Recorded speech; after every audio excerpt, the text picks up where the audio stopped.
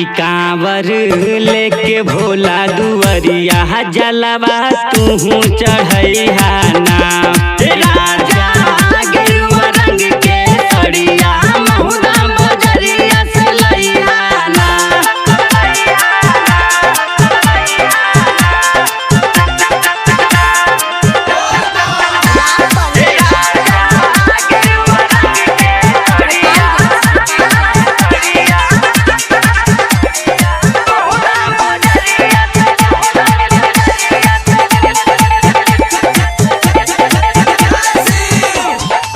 असो के सावन हमहू जाइब भोले के हो दुआरिया।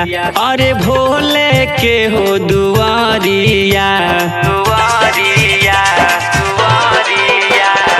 छोटका बोले बोल बम राजा चहल लेके कंवरिया। राजा चहल लेके कंवरिया कैथी से लइहा ना बलम जी कैथी से लइहा ना। कि तनिको देरी जन तू लगइहा करे जा महुदा से लइहा ना। राजा गेरुआ रंग के सड़िया महुदा बजरिया से लइहा ना। राजा गेरुआ रंग के सड़िया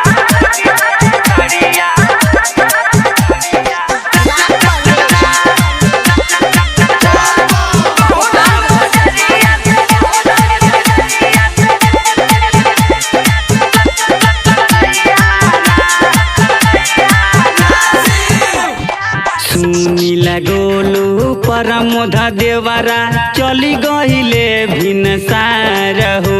राजा चली गईले भिनसार हो। अवधि सदीपक सुनी बलम जी जल्दी चलाई कार हो। राजा जल्दी चलाई कार हो।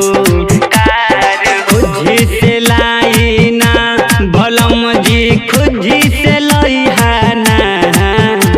कि काशी झूम के नाचे नगरिया महुदा बजरिया से लइहा ना।